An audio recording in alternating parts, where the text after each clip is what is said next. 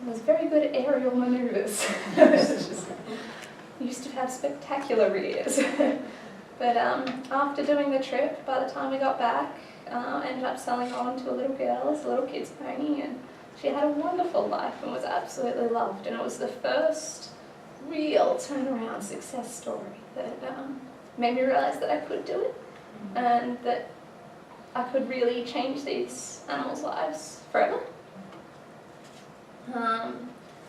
So yeah, after that we moved up to Grafton, and up in Grafton we had a small acreage, and I tried to start effectively my business of I wanted to train horses and sell horses, and I thought that was a fairly simple goal. Thought. And yeah, the first lot of sales horses we got, I think my dad picked 2 and I picked 4. The ones Dad picked were the only decent ones. I think I ended up picking one that turned out to be like 25, another that was just permanently unsound, and yeah, I just had no luck. But it taught me a lot that I still have a lot to learn, and it showed me not to judge a horse by its colour, or a lot of other things. I was also up in Grafton again in a completely new town where I kind of matured, and for the first time, again I was about 17 at this age, for the first time I was looked at as a relationship interest. Before that, the boys were very much controlled by the popular girls and therefore were not allowed to speak to me. So I'd never had anyone actually interested in me before. I really didn't know how to deal with it. So I ended up in a relationship with a fellow back in Canberra. And when my brother moved back to Canberra, because we still had friends, we'd go down and visit regularly. When my brother moved back down to Canberra, I made the choice to go with him. And that was the first relationship where, again, I'd actually had someone show interest in me, and I'd actually had feelings in return for someone. Didn't end up so well, as he also had feelings for other girls, but in the process of that moving down, I met who was to be my future husband, Andy, who he's just sitting there.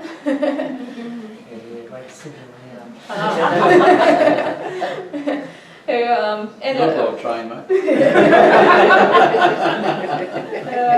There's a breaking-in joke there.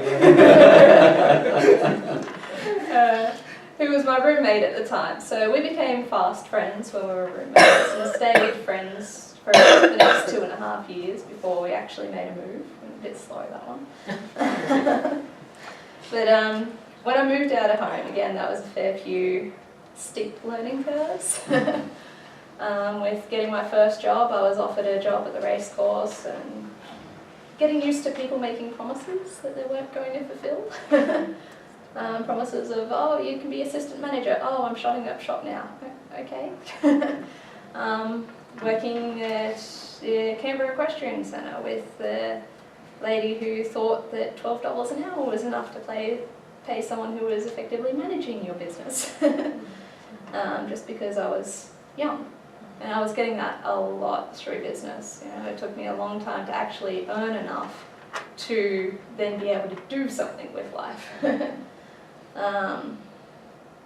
At this point with the horses, I had a small group of horses that I was just trying to find time to ride while having a full-time job, which was not easy. And I still don't know how other people do it. And I'd come to kind of a settling point. I'd just lost a job, a house, a car, and I went, you know what, I have a bit of time off. I have, a little bit of money. I think I had $800. So I got myself a car, and me and my dog, we went around the country. And my dog Gemma, she basically taught me how to communicate with people, which is a fun thing to learn from a dog. Because I would be able to go places, and it was no longer just based on me and trying to think of proper things to talk about. It was, hey, people would introduce themselves based on my dog. They would go, hey, that's a nice dog, and we would talk about the dog, and all of a sudden, I've broken that communication barrier that took me years to figure out before.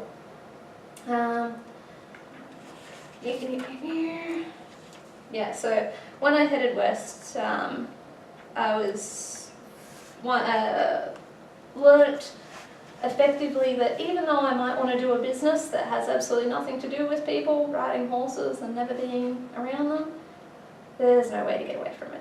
You've got to learn to be social, you've got to learn to talk to people.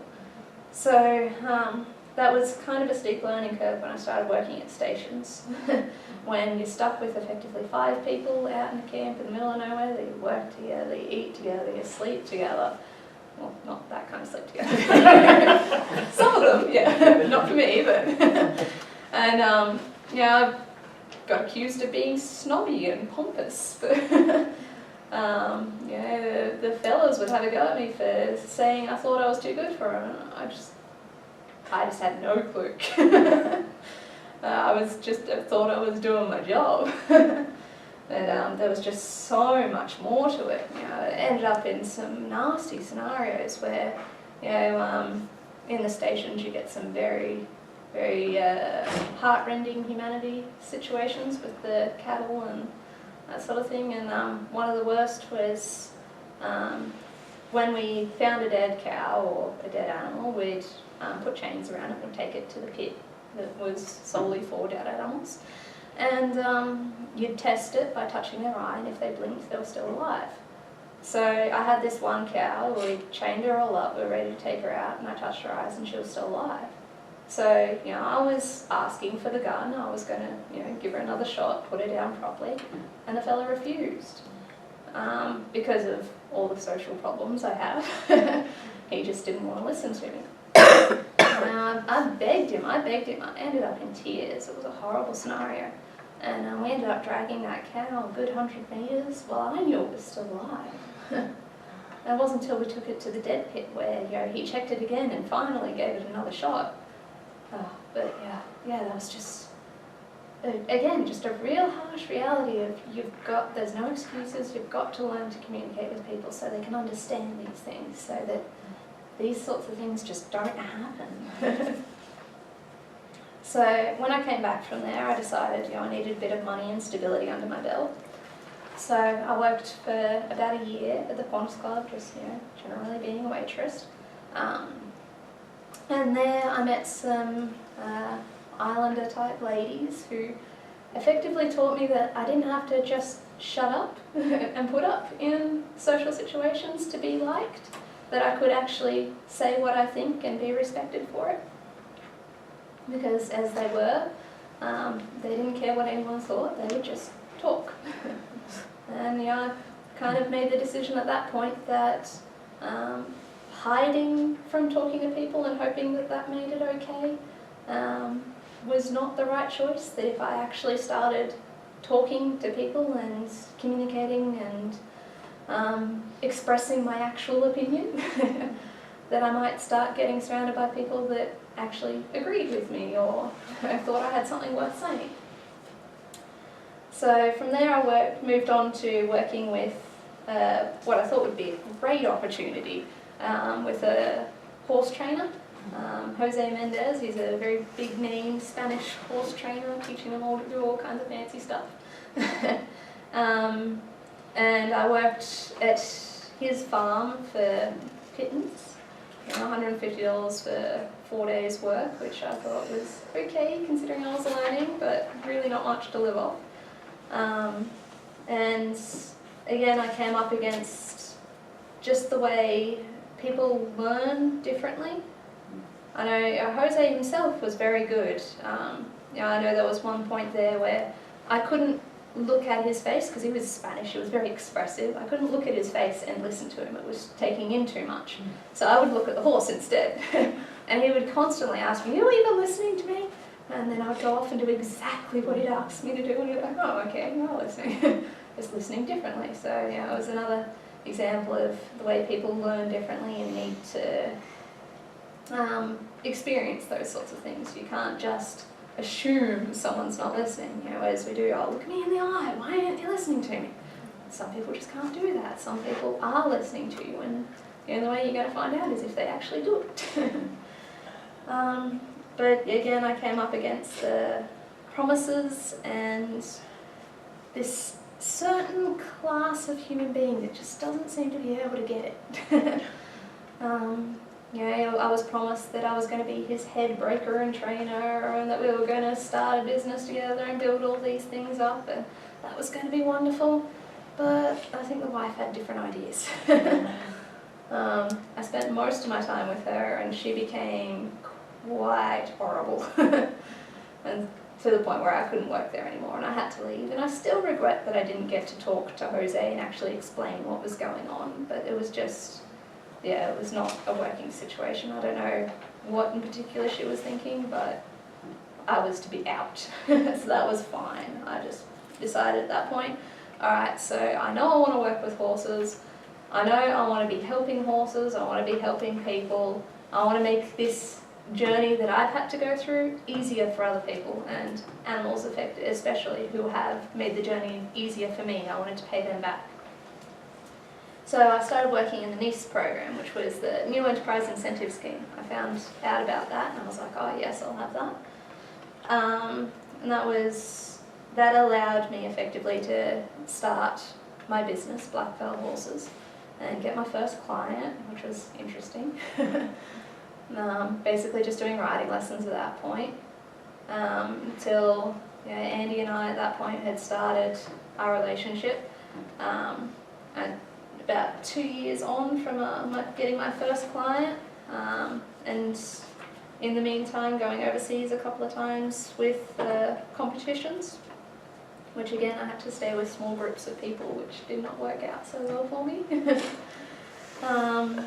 We managed to get together enough funds to get our first property, and that was a huge bonus turning point in the business. You know, from there, I was able to actually have enough horses to do something. Before then, I'd only had 10 acres, and I still had to have enough horses for the actual riding school, so I was only able to actually rescue and retrain maybe 2 a year. But with the property, when we went to our first sales, I purchased 7 horses. That was fantastic. I ended up with 6 really gold horses out of that, 1 dud. And again, I learnt my lesson again on trusting the horse's colour and what a person says rather than what I've actually observed. That young horse was a rig, which you guys probably don't know the term, but it's effectively a male horse with 1 ball, which costs up to $2,000 to fix, and undescended. Yeah, undescended. Yeah, so they cause massive problems. It's literally illegal to sell a rig in the horse world. And I managed to buy one, so woo, that was great. He was pretty. He was very pretty. So he ended up, I was lucky that the original owner of him, who'd effectively just lent him to the person who sold him to me, managed to get in contact with me, because I made a habit of, when I got the rescue horses, putting them up on Facebook so that if they were ever stolen, someone could find them and know that they were dead. And she was so happy to find him because she thought that someone had told her that I'd sent him to the doggers, and so he at least got a happy story. I didn't make any money off it, but he did get to go to a good home. The other horses all... Yeah, easy done. Cool. The other horses all came along nicely. I had a couple of ridiculously easy ones. Just, again, horses that people just misunderstood. One little pony who went through with us was Lucy. She went through the sales. I spotted her. She came in late. And when I spotted her, that she was healthy, young, seemed like a nice pony, I was like, yep, I'll have that. But when she went into the yards, they assumed she was broken in. So they put a bridle on her and started kicking her around, and she just had no idea what they were talking about, just tossing her head around, freaking out. And of course I realised she just wasn't broken in, she was just super quiet. So I ended up being able to get her for about $200. now she's a happy kids pony that I eventually ended up selling for 3.5, I think. Yeah, it was, again, being able to see that wonderful turnaround, and still baffled as to why some of these horses even end up there. But yeah, I also had a couple of steep learning curves with that set of horses. We bought one horse, Hinny, and because, effectively when I got her, she thought she was supposed to buck when she trotted, but because she was a standardbred, so standardbreds don't really know how to canter, so they have a lot of problems with riders losing balance and teaching them the wrong things. And yeah, so with her, she went along really well, so I was able to sell her on in 3 months to a home that I thought would be absolutely perfect, until it ended up in court 6 months later. And that was, again, I had to learn that people lie. People lie about what they're good at, they exaggerate what they can do. If this lady had have said she was what she was, I would have sold her a totally different horse, but I ended up making a lot stronger plans and policies and procedures after that. Through the things I've done in life, I tend to be much better at the big things in life. I'm very good at, planning weddings, going across to a different country, buying a property. Those things I'm great at. Moving house, very good at moving house. But as far as actually, washing the dishes, keeping up with the small chores in life, I tend to really suck at those. So Andy's been great with that.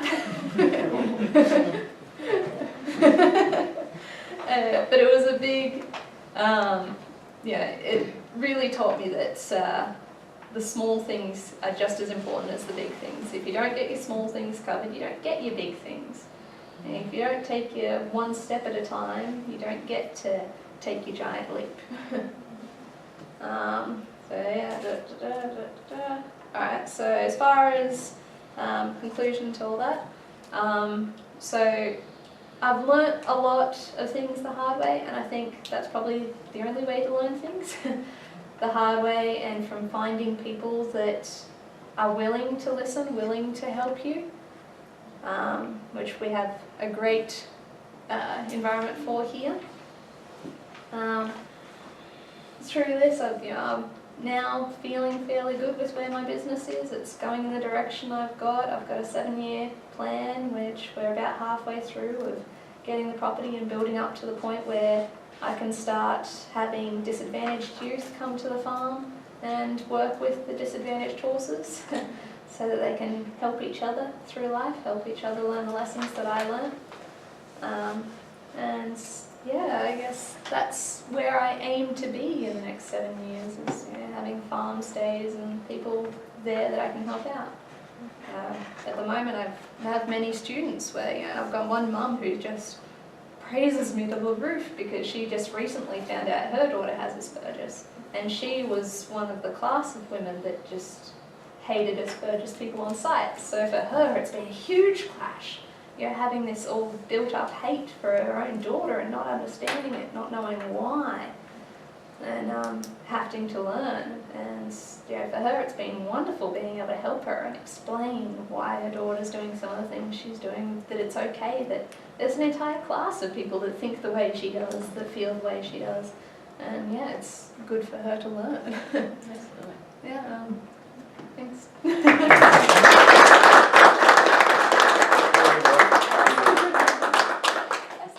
Now, Mick Spencer, he still hasn't arrived, so we'll see how he goes. But why don't we start asking some questions? So, I don't think Lauren will mind if I say that Lauren was one of our first recipients of the microcredit loan program. And so it was a bit of a learning experience for us as well, because we didn't really know what to expect. But Lauren actually taught us a lot about the way the program should run. We've never met anybody who was quite so organised, because we certainly weren't. And she taught us a lot about the fact that we underestimated what people with any form of disability could do. We took a lot for granted, and we've now learned to just shut up and let them do what they've got to do. So our role is to provide some guidance. Our role is not to tell them what to do. And we've been absolutely astounded by a lot of, particularly our early stage female recipients of microcredit, and what they've managed to do with a whole lot of issues. So they range from, we've had physical disabilities right through to severe mental disabilities, including anxiety and depression, and we've all been put, we, the staff, have been put in our place about what these women could actually do if they were given the opportunity. So it was a really great, Lauren's just shined. She's just blown us all away by how much she achieved in a really short period of time. But we also learnt a lot about how we should utilise that program to help people get through their own challenges. So well done you, Lauren, great. So questions, so we'll wait a bit longer for Mick. If not, we'll do some networking. But anybody got any questions of our wonderful panel? I think just what you just said, sorry to cut in, but That's fine. it's really important that you understand that every day is a school day for everybody. Every single day is. But some days you're the sponge and some days you're the water. You learn. Absolutely. You learn off them and vice versa. So you might listen to someone, and sometimes you learn an experience, like you spoke about yours today, and it doesn't affect me at all. But now I know about it, and I'll meet someone in 6 weeks' time who's had a similar issue. I say, oh, you need to get in touch. I've got a person you can ring and help you. Nothing to do with you. It's not going to help your life. You can help someone else's life. So it's about the sponge and the water idea. You think in your mind all the time. Sometimes I guess one of my biggest mistakes I made as a younger bloke, because I do talk too much, and I really struggled to listen. I was always solving the person's problem. They didn't want an answer; they just wanted to dump it. That's all. But I'll be going, oh no, you should do this, and that person gets the shits big time, and they wouldn't know, because you're trying to be the solver of all problems for everybody all the time. And sometimes you should be just a sponge and just take it all in, and then if they want an answer, they'll ask you for a solution to the problem. That's one of my main. But just that sponge and water idea, it does help you a real lot. When you're talking to someone, you listen to someone you don't even know, am I going to learn from this person, or am I going to help this person, or just take it in? It really does help you. I think it helped me anyway. But even Lauren just saying something today, because her background experience is quite similar to mine, but I don't have Asperger's. I'm much more like you, talk too much, know lots of things, Too old. always want to have an Old opinion. and come. I've been like this since I was since I could walk. So But one of the things that you just highlighted, which I'd never thought about before, because I'm really into people, love listening about things, but you said you couldn't look at that fellow because it was too busy. I've been married to my husband for nearly 29 years, and he is an audio learner. Now I understand why he can't look at me, because I'm an extrovert, I'm very visual, I'm very busy, and now I know he has to do that so that he can take in what I'm saying. Because it's one of the ongoing frustrations that we have, because it's that different learning. And so you've just taught me that's one of the things to be aware of that I'd never been before. It's also your preconceived ideas. I mean, I have a brother who was severely disabled by a stroke at 40. Fortunately, he's come out of it quite well, but I now assume everybody's like he is. I know him inside out, I know all his weaknesses, I know all the strongnesses. So I assume everybody's like him. And they're not, we're all so different. I mean, Mick has had a similar experience, but very, very different to my brother's outcome. So I think a lot of us bring our predispositions to conversations as well, and sometimes you need to park those and just listen to what's going on. And that's certainly something I've had to learn. I have a couple of friends who have kids who are quite serious on the autism spectrum, and it's really interesting watching them try to work out how the system is going to work for them.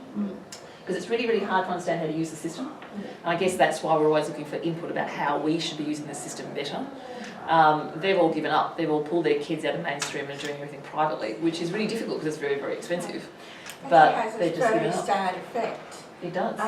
In that, okay, I was the only one in class with hearing aids. I was the first boyfriend that I've got wears hearing aids, and it's very romantic, I must admit. I've never realised how romantic it can be when a gentleman passes your hearing aids and waking up in the morning to say, sweetheart, I want to talk with you. If you've got your hand,